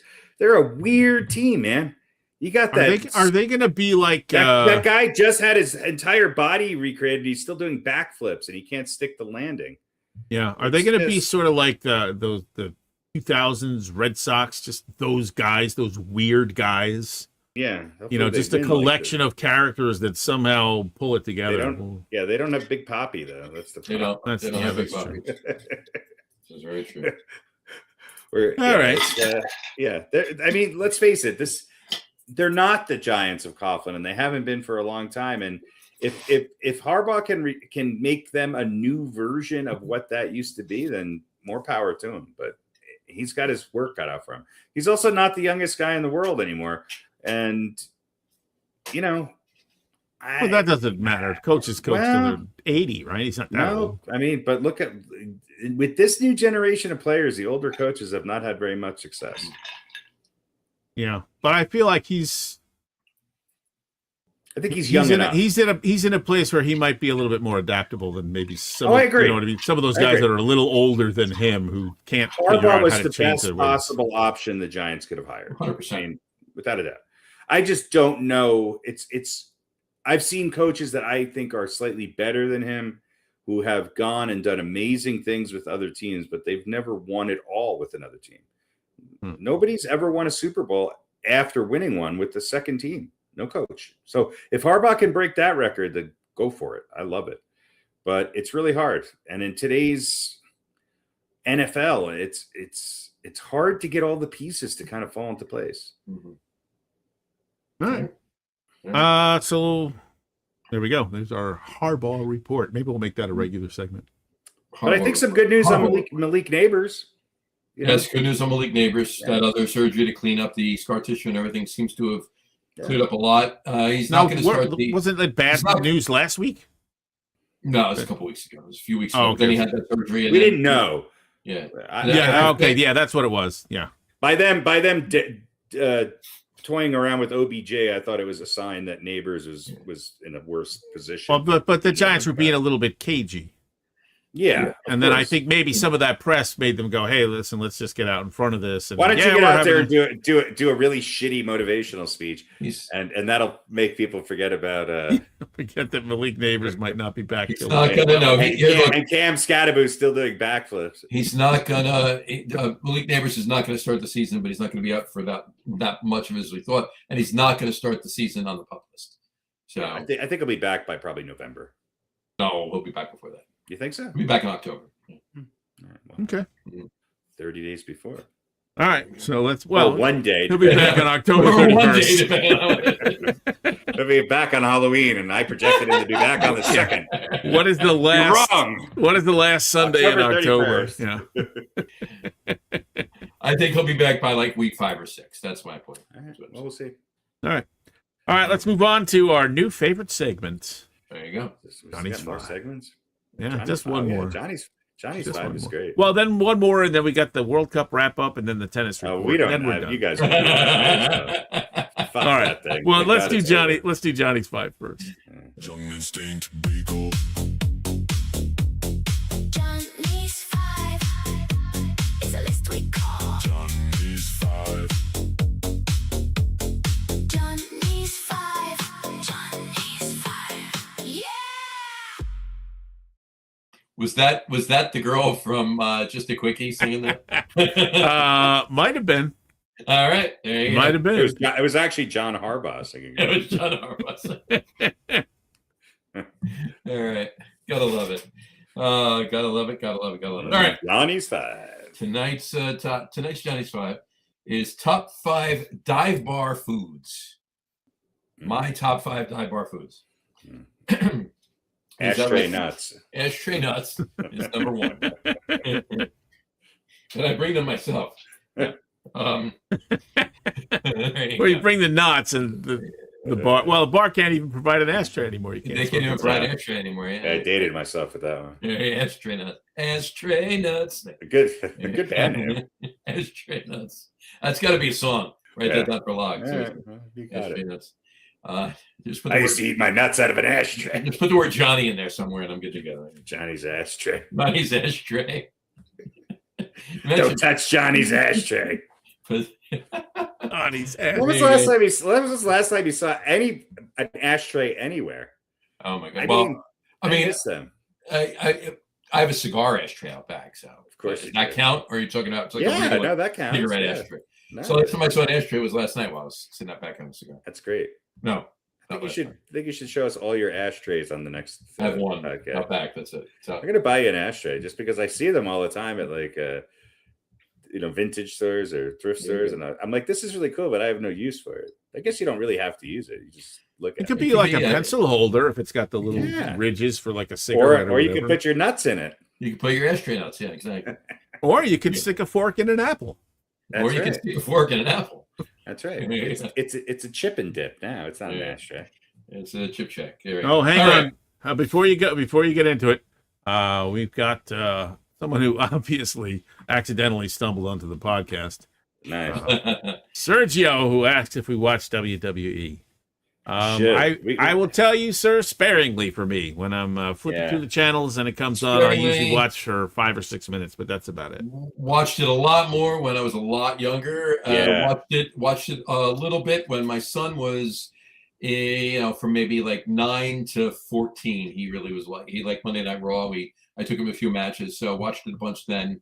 But he's 26 now. I haven't seen it in probably 12 years. So I mean, sparingly though, just like Pete, nothing else on. I haven't watched Watch it since Piper's Pit. There you It's go. bad. It's bad that we don't watch it, or is it bad that we? Or maybe both. Is it bad and it's bad that we don't watch it, or Or are we bad? Or are we bad that we don't watch Are you it? suggesting that we watch something it's bad that we don't watch something bad? I'm gonna watch WWE. Done Yeah, check it out. I used to like it. I mean, Sergio's but I'm going back to recommendation. I'm going back to when Piper's Pit. Well, before that too, and Andre the Giant before Oh, he yeah. became a movie star. Yeah. There you go. Do not Do not watch it. There you Okay. go. Oh, okay. Well, there you go. You justified what we already You thought. justified what we All right, we're on There you the go. same the Cheers, same page sir. as Sergio. Thank you. Yeah. All right. Thanks, Sergio. Thank All you, right. sir. Thank you for checking Anybody in. else Thank you has for any watching. recommendations for things we shouldn't watch? There you go. We would. Actually, Just let us know. That's I the do best. enjoy that. That's a new segment. No, where I people want to know just- that. Actually, I do want to know what that. So should it's we saved not me watch? Yeah. Things not to watch. Things we time. hate. Absolutely. Yeah. Hopefully, he wasn't actually talking about this program. That's a possibility too. Yeah. I mean, Well, he's I not would- listening to himself. I would Do not probably watch agree with him if I wasn't on it. I agree with him, and I am on it. So All right. All right. Top All right. Johnny's 5 top Johnny's favorite five- Johnny's dive five bar minutes. snacks. Dive bar food. Top 5 dive bar foods. All right, here we go. My number 5 is a bar pie. Good, solid bar pie, especially the ones that they actually cook. I think you Right go to behind the different dive bars than I do. No, I've been to dive bars that have bar pies, please. Absolutely. They have bar Maybe your pies. definition. A bar pie is dive- just a pizza that's made in a dive bar. Is bars that that all? I go to. A bar you know, pie. No, it's like an 8-inch, 10-inch Yeah. pizza. usually irregularly cut sometimes. Usually regularly cut. They throw it in they throw it in like basically a toaster oven behind the counter, and so it gets all like super hot and whatever and crispy. Take it out, boom, it's always Then crisp. they thin top crust. it with some ashtray nuts. Top it with some ashtray nuts. Sprinkle a little of the ashes on it for flavor, That's right, and yeah. serve it. You know. Yeah. Exactly. All right, bar pie. I like it. Bar pie's number 5. like Number it. 4. A lot of dive bars I've been to, they usually make some of the best BLTs. So, What? BLT, yeah.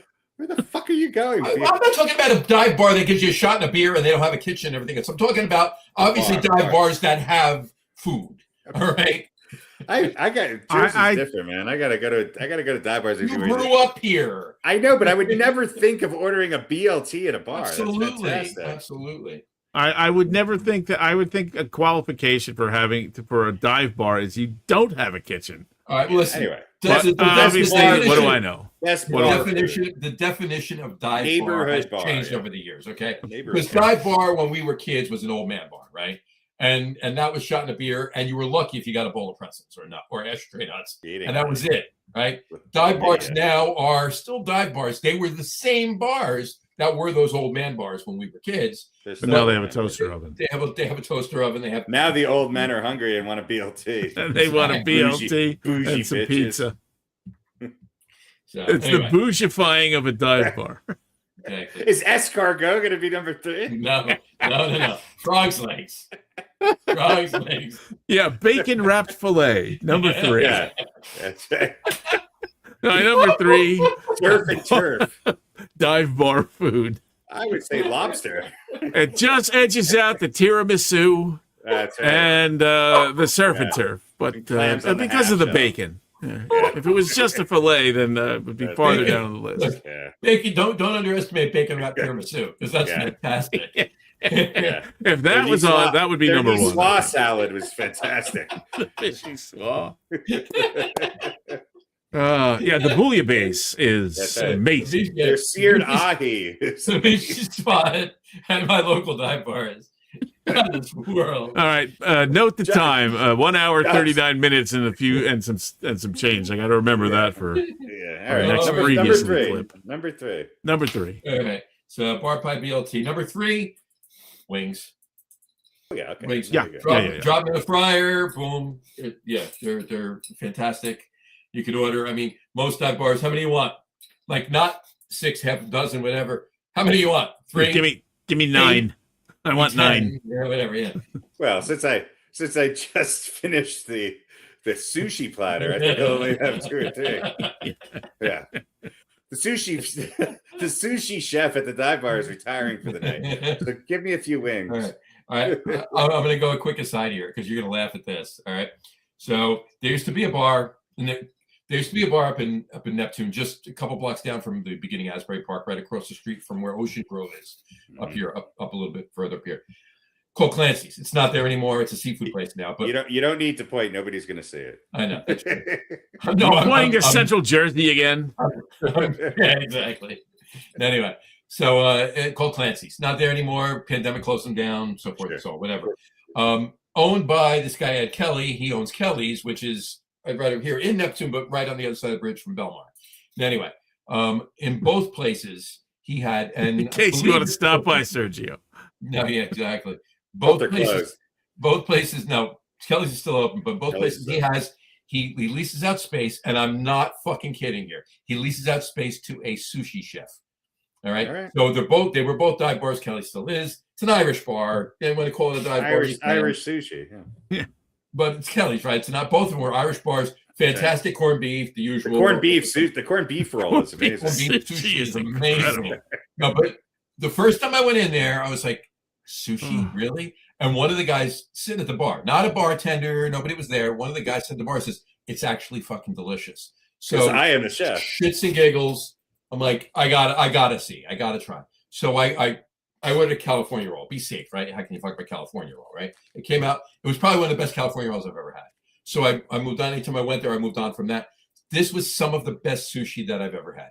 Not the best, some of the best. Certainly the best I ever had in Irish bar. Number 4, Clancy Sushi. No, it's not. It's not.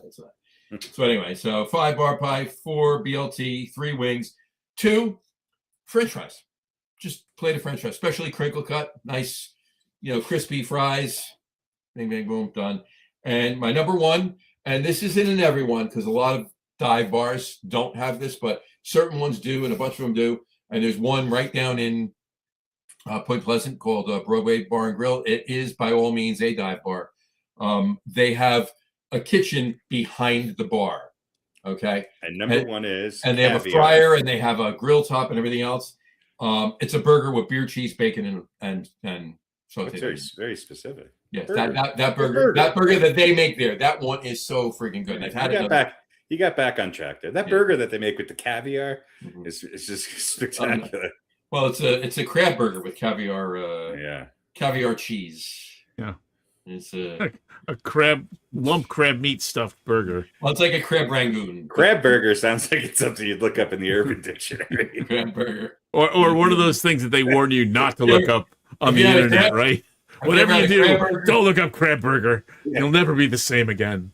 Have you ever had a crab burger? Yeah, but I like the Burgermeister burger.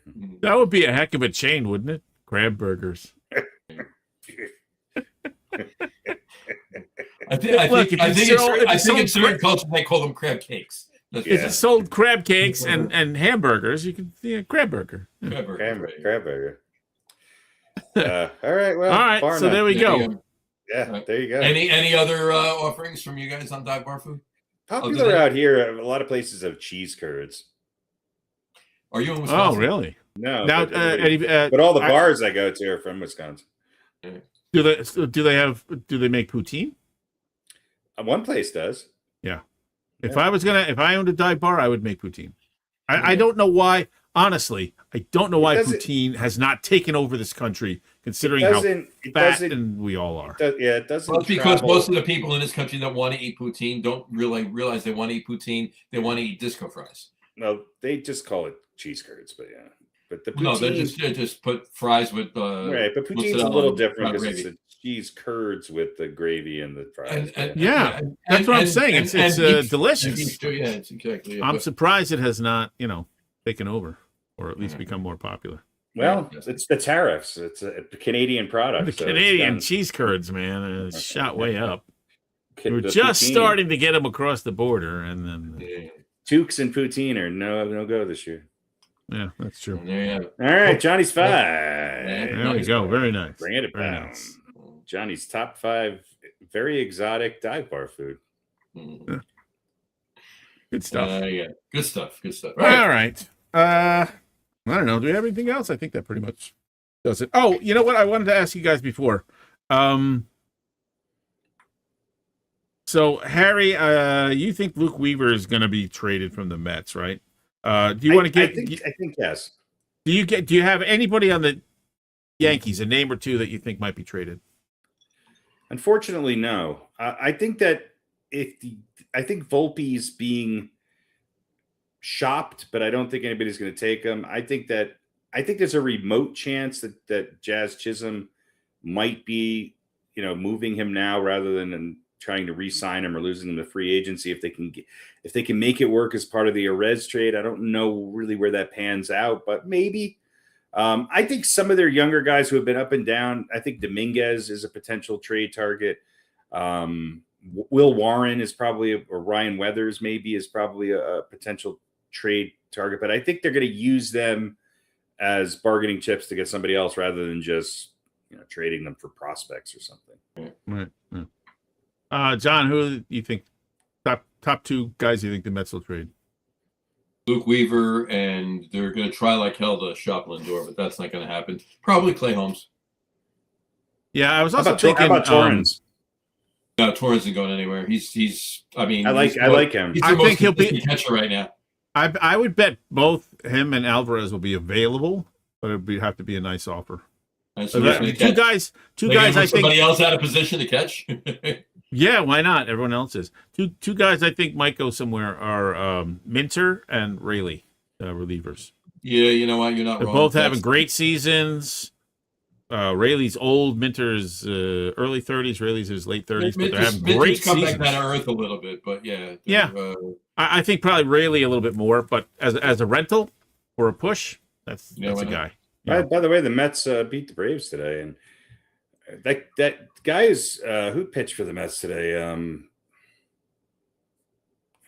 Bobby Ojeda in the second game. It's Ron Darling.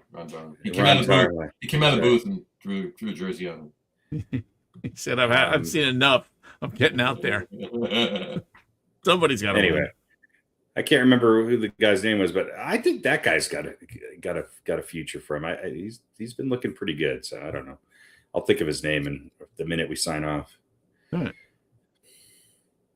So there you have it. Sean Manaea. Well, Manaea, I've always been hot on, but Christian Scott. Scott, there you go. Mm-hmm. Whatever happened to who was the Asian kid? Was it Tong?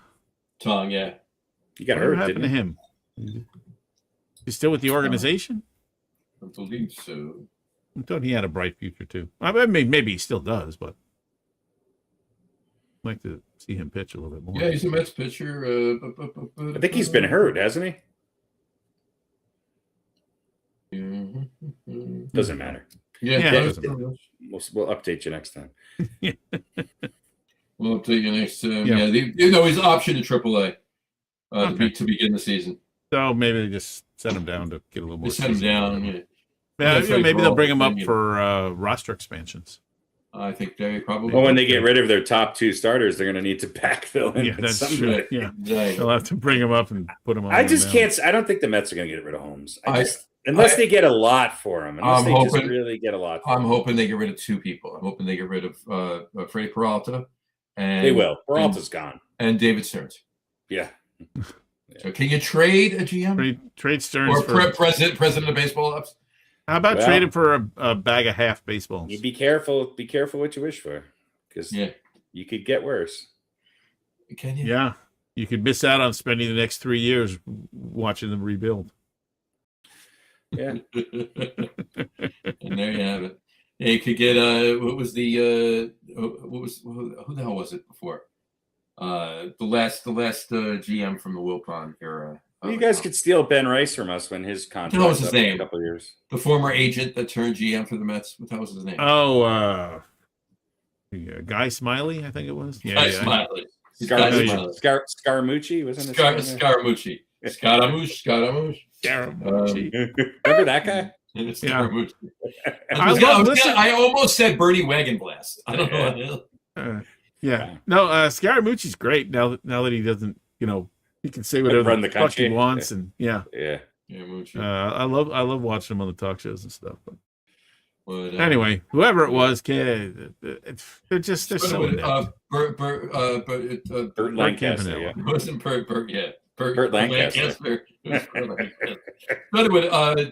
It sort of would be. Yeah, Bubba. Burt Bonilla. I don't know. Yeah, Bobby Bonilla. Bobby. Burt Wagon Blaster. Well, whatever his name was, what's your point about him? He was terrible? He was better than Stearns? Is that what you're... Well, you know what? No, he wasn't, but, You take him back. You trade Stearns for him right now. Right? I trade Stearns for him, the rest of the season anyway, but anyway. And really quick, before we sign off, congratulations once again to Carlos Beltran, Jeff Kent, and Andrew Jones getting in the Hall of Fame, inducted this past Sunday. So cheers to you guys. There we go. And later on this season, in September at some point, allegedly, the Mets are retiring the number 15 for Beltran. One of the whatever. games. Yeah. Whatever. Oh, and shout out to Harry Merenstein, who is currently doing the Empire State Ride, where they ride from Staten Island to Niagara Falls on bicycles to raise money for cancer. So I think this is like his 6th year doing it or something. Cool. Gotcha. I don't remember- imagine he's watching right now because I think they rode something like 90 miles today. So he's probably asleep already. But wanted to give him a shout out. We appreciate what he's doing. Shout out to him, absolutely. And I did remember the name. Brody Van Wagenen. Brody Van Wagon Blaster. I know there's a wagon in there somewhere. Yeah. Weird names. Kiki Vandeweghe. Kiki Vanderway. SpongeBob SquarePants. SpongeBob Bar Nut Ashtray. Kent Takove. Kenticle, yeah. All right, so let's get out of here. We're coming up on the 2-hour mark. Yeah, Oh, too wow. long. Too long. About All righty. 15 minutes too long. So Folks. we'll be back in a month. Yes. For Taking those the of next you that are show paying off. attention. A lot of vacation time in August right here. So we'll see you on the 26th of August. Yeah. Like the next show would be on the 12th, so we're skipping that one. So we'll see you on the 26th. Yep. 4 weeks from tonight. Next, So filling in his place is just 2 hours of me screaming at every Austin Wells at bat. And we're going to make reels out of it and put that up instead. there we go. All right. All right. All right. Goodbye, Yeah. everybody.